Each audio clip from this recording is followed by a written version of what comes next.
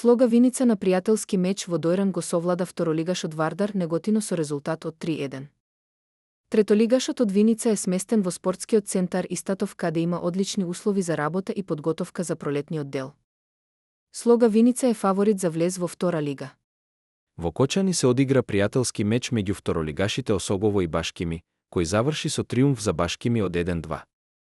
Во пролетниот дел Осогово ќе се бори за опстанок во втора лига, а Башкими за влез во прва лига.